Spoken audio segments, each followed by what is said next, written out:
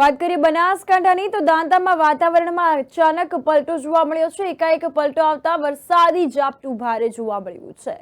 તો મંડાલી મોકડી રોડ વચ્ચે એકાએક લીમડો અને બાવળ રોડ વચ્ચે ધરાશાયી થતા લોકો અટવાયા છે। દ્રશ્યો આપ જોઈ રહ્યા છો કે વરસાદ શરૂ થયો છે। કાળઝાળ ગરમી વચ્ચે વરસાદે રૂપ ધારણ લીધું છે। આ અંતર્ગત રાણી ઉમરી પાસે લીમડો અને બાવળ પડતા લોકો અટવાયા છે। તો રોડ વચ્ચે વૃક્ષ ધરાશાયી થયા હોવાનો બનાવ સામે આવ્યો છે।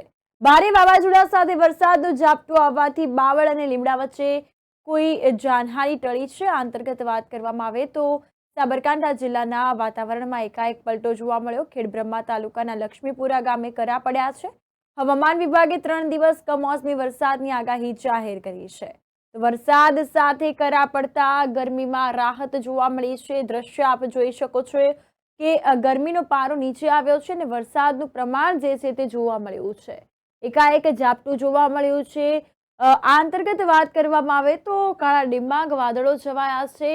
ગરમીની ઋતુમાં ગરમીની સિઝનમાં કાળઝાળ ઉનાળાની ઋતુમાં વરસાદની સિઝન જોવા મળી છે તથા કરા પણ પડ્યા છે। દ્રશ્યમાં સ્પષ્ટપણે જોઈ શકાય છે કે વરસાદ સાથે કરા પણ પડ્યા છે અને અચાનક વાતાવરણમાં એકાએક પલટો જોવા મળ્યો છે। તો 3 દિવસ આ પ્રકારનું વાતાવરણ રહેશે તેવું હવામાન વિભાગ દ્વારા જાહેર કરવામાં આવ્યું છે। હવામાન વિભાગે 3 દિવસ કમોસમી વરસાદની આગાહી જાહેર કરી છે। આ અંતર્ગત વાત કરવામાં આવે તો સાબરકાંઠા જિલ્લાના વાતાવરણમાં પલટો જોવા મળ્યો। ખેડબ્રહ્મા તાલુકાના લક્ષ્મીપુરા ગામે પણ કરા પડ્યા છે। આ સાથે વૃક્ષો પણ ધરાશાયી થયા હોવાનું સામે આવ્યું છે।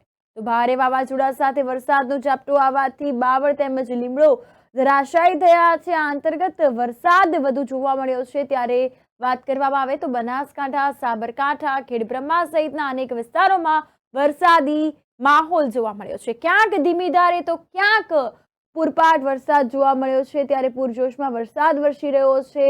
આ અંતર્ગત વાત કરવામાં આવે તો કાળઝાળ ગરમીથી લોકોને આંશિક રૂપે રાહત મળી છે તેવું પણ લાગ્યું છે।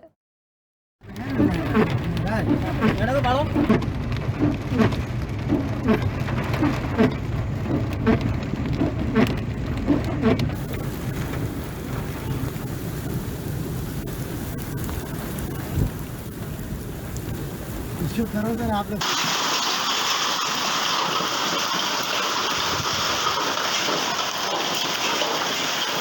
ચલો ભાઈ